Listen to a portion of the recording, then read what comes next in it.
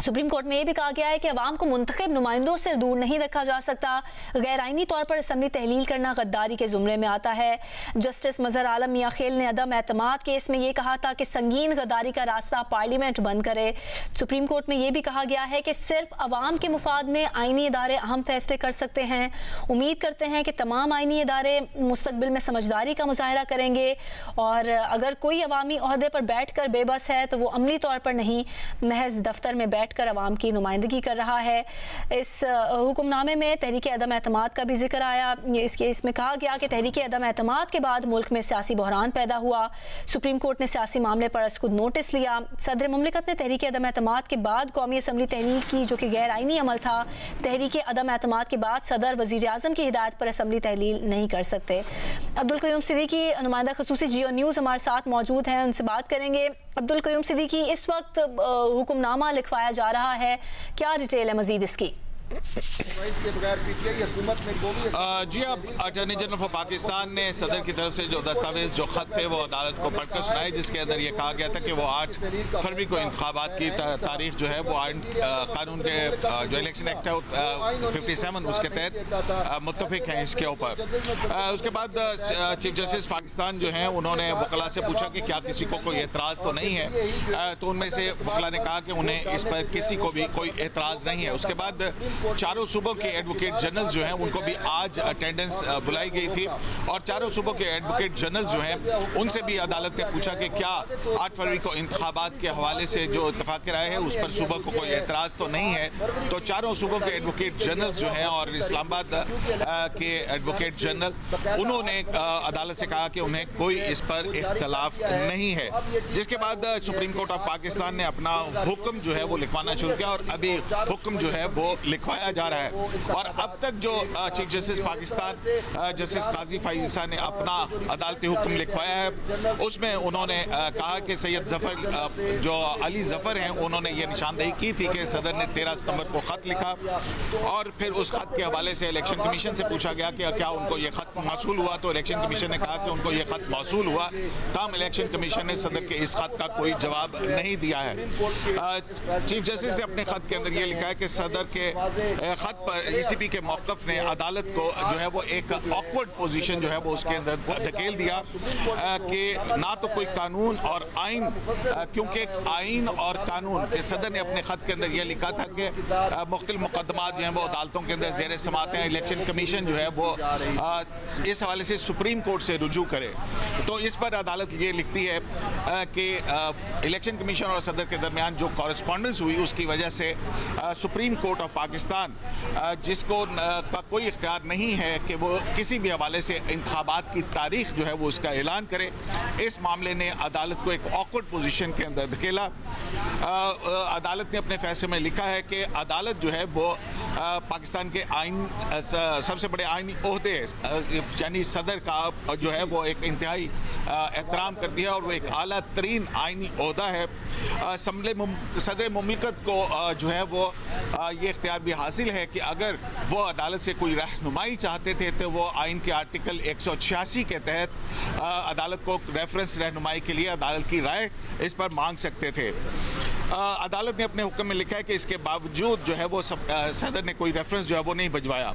इसी तरह अदालत ने अपने आगे हुक्म के अंदर लिखा कि हर आइनी ओहदेदार और आइनी इदारा यानी सदर और इलेक्शन कमीशन जो है उनको चाहिए कि वो आइन के तहत अपने फ़र्ज अदा करें और आइन पर अमल करना जो है वो कोई ऑप्शनल नहीं है, किसी का इख्तियार नहीं है। आइन पर अमल करना लाजिम है। इसी तरह कोई दूसरा इदारा जो है आइनी इदारा दूसरे आइनी इदारे के मामले के अंदर मुदाखलत नहीं कर सकता और ऐसी मुदाखलत जो है उसके संगीन असरात और नताइज जो हैं वो मुरतब होते हैं। चीफ जस्टिस ने अपने हुक्म में ये भी लिखवाया है कि एक मामला जो कि सदर और इलेक्शन कमीशन ऑफ पाकिस्तान के दरमियान था गैर ज़रूरी तौर पर इस अदालत के अंदर लाया गया और अदालत ने जो है वो सिर्फ इन दो आइनी ओहदेदारों के दरमियान मुशावरत के लिए को फैसिलिटेट किया। Supreme court of Pakistan, chief justice Pakistan ने अपने इस हुक्म में यह भी लिखा है कि सुप्रीम कोर्ट ऑफ पाकिस्तान जो आइन की स्कीम है इख्तियारात की तकसीम के हवाले से उससे बखूबी आगाह है। और चीफ जस्टिस पाकिस्तान ने यह भी लिखा कि इदारों को, आइनी इदारों को, खा वो सदर हो या इलेक्शन कमीशन ऑफ पाकिस्तान हो, उनको आइन से तजावुज़ जो है वो नहीं करना चाहिए और ना ही सुप्रीम कोर्ट को आइन से तजावुज़ करना चाहिए। और अदालत के सामने ये पिटीशंस आई कि इंतखाबात की तारीख नहीं दी जा रही है और इसके बायस तमाम मुल्क में जो है वो एक तशवीश ये की लहर दौड़ी हुई थी और ये तहफ़्फ़ुज़ात का इजहार किया जा रहा था कि शायद मुल्क के अंदर इंतखाबात ना हों। चीफ जस्टिस पाकिस्तान ने अपने हुक्म में यह भी लिखा है कि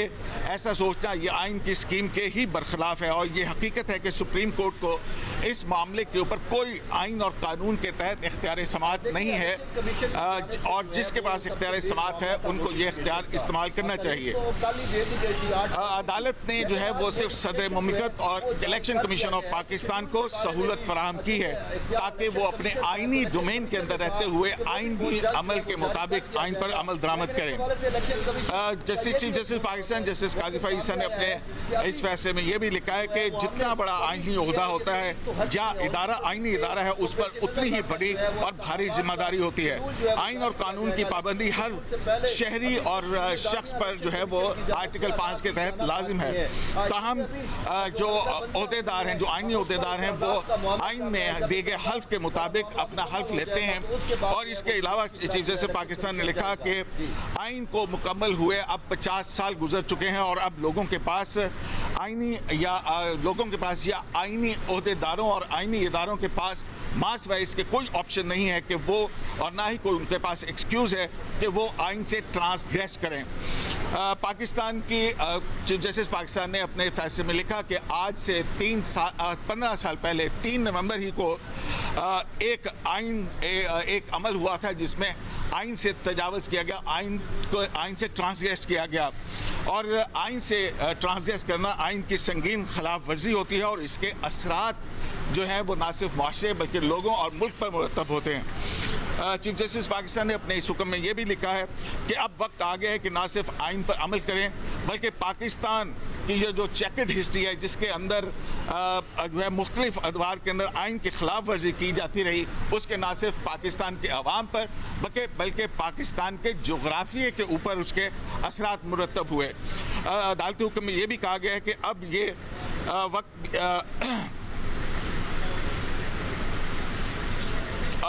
चीफ जस्टिस पाकिस्तान ने अपने हुक्म में ये भी लिखा है कि अब ये वक्त भी आ गया है कि अदालतें जो हैं वो गैर ज़रूरी तौर पर ऐसे मामला या झगड़ों में ना जाएं और ऐसे झगड़ों में जाने से अदालतों का ना सिर्फ वक्त ज़ाया होता है बल्कि इस हवाले से चीफ जस्टिस पाकिस्तान ने अपने हुक्म में ये लिखा कि अब से कुछ ही अर्सा पहले जो मौजूदा सदर पाकिस्तान है आरिफ अलवी, जब एक वज़ीर आज़म के ख़िलाफ़ तहरीक अदम एतमाद आई तो उन्होंने इस अदम एतमाद की तहरीक के दौरान उस मुबैना परपोर्टेड वज़ीर आज़म की एडवाइस के ऊपर जो है वो असम्बली तहलील कर दी थी, जिस पर सुप्रीम कोर्ट ऑफ पाकिस्तान ने जो है वो अज़ खुद नोटिस लिया था और फिर जो कॉन्स्टिट्यूशनल ऑर्डर था उसको बहाल किया। जस्टिस काजी ईसा ने अपने इस फैसले में जो अज़ खुद नोटिस नंबर 1/2022 का हवाला दिया और कहा कि उस फैसले के अंदर जो है वो मुबैना तौर पर वज़ीर आज़म की जिस एडवाइस के ऊपर, हालांकि ये आइन जो है इस पर बहुत वाज़ेह है कि जब अदम एतमाद की तहरीक आ जाए तो ना तो वज़ीर आज़म के पास एडवाइस का इख्तियार होता है असम्बली की तहलील का और ना ही सदर उस सूरत में असम्बली तहलील कर सकता है। तो मौजूदा सदर जो है उन्होंने उस वक्त भी जो है एक गैर आइनी अमल किया और